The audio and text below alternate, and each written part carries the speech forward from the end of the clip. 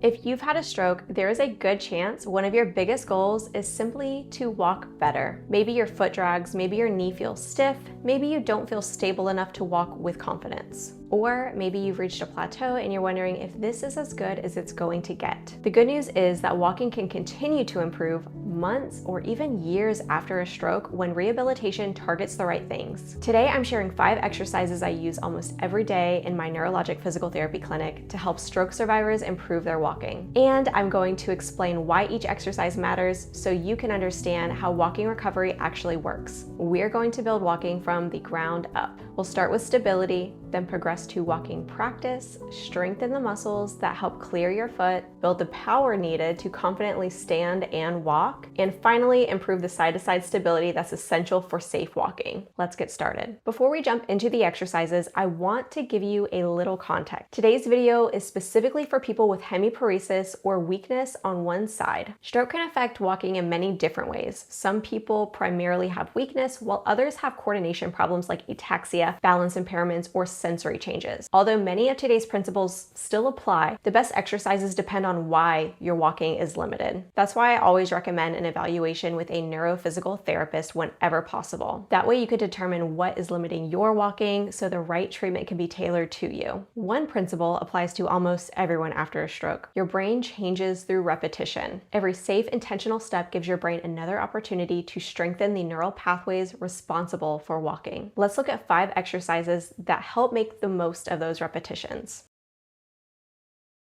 Walking is really a series of controlled single leg balances. Every step requires you to confidently shift your weight onto one leg while the other leg swings forward. After a stroke, many people don't fully trust their affected leg yet. Instead, they stay shifted onto their stronger side, take very small steps, or hesitate before initiating walking. That's why I often start here. Practice shifting your weight side to side, then add a bit of a forward and backward weight shift component. As your control improves, briefly lift one foot while maintaining your balance and eventually progress into small steps. This helps improve trunk control, teaches your body to accept weight through the affected leg, and builds confidence before progressing into more walking. Without good standing stability, walking becomes much more difficult.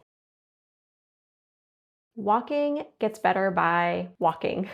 It sounds simple, but this is one of the most important concepts in stroke rehabilitation. One misconception I hear all of the time is that every single step has to look perfect before you should increase how much you walk. Quality absolutely matters. We don't want painful or inefficient movement patterns becoming habits, but many people become so focused on making every step perfect that they simply don't get enough walking practice. Instead of thinking about quality versus quantity, I encourage people to focus on improving both. Aim for the highest quality movement that's safely achievable while also accumulating enough repetitions to drive neuroplasticity. This idea is supported by years of research on high-intensity gait training, which consistently shows that stroke survivors improve walking speed, endurance, balance, and overall function when they accumulate a high volume of challenging, safe walking practice. Now, high intensity doesn't mean running on a treadmill. It means working at a level that's appropriately challenging for you. That might mean walking farther, walking a little faster, walking with fewer rest breaks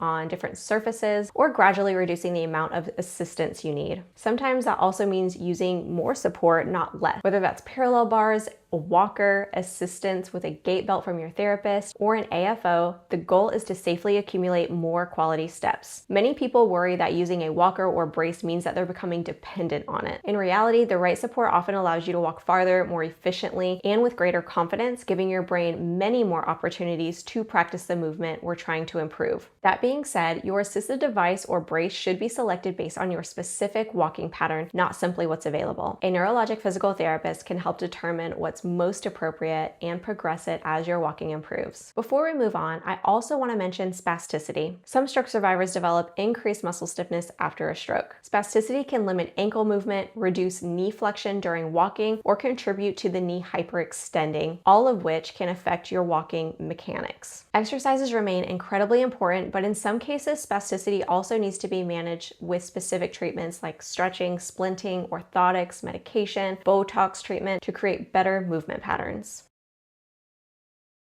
Okay, On to the next exercise, standing cone taps. This is one of my favorite exercises because it trains both legs differently at the same time. Your stance leg is working on balance, stability, and confidence accepting weight. Meanwhile, the tapping leg is strengthening several muscles that are commonly weak after a stroke. You're working on your hip flexors, knee flexors, ankle dorsiflexors. These muscles all play an important role in helping you clear your foot during walking while that leg is swinging through. Every time you lift your foot over the cone, you're practicing many of the same movement components needed during that swing phase of gait. As you improve, you can change the height of the target, tap in different directions, add resistance, increase your speed, or even add a cognitive task to make it more functional.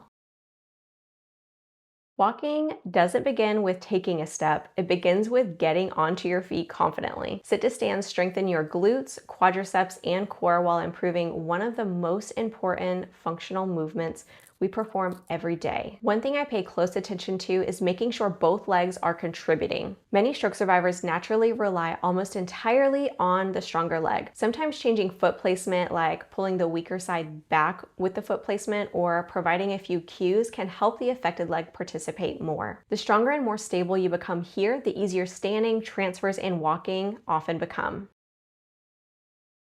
Walking isn't only about moving forward. Every step also requires excellent side-to-side stability. Your gluteus medius muscles help stabilize your pelvis while you're standing on one leg. When these muscles are weak, balance often becomes much more challenging. One of my favorite exercises is simply sidestepping while holding onto a sturdy counter. Use as much support as you need, and you don't have to take giant steps. Focus on standing tall, maintaining control, and gradually increasing your repetitions over time. This is another great way to safely build endurance and practice lots of quality movement. I hope today's video helped you understand that improving walking after a stroke is about much more than strengthening one muscle. It's about building stability, practicing walking, strengthening the muscles that support gait, managing challenges like spasticity when needed, using the right amount of support, and giving your brain enough meaningful repetitions to continue adapting through neuroplasticity. Recovery comes from combining the right exercises, the right amount of challenge, and lots of consistent practice over time. That being said, consult with a professional before adapting specific exercises for you to make sure that you're safe. I'd love to hear from you.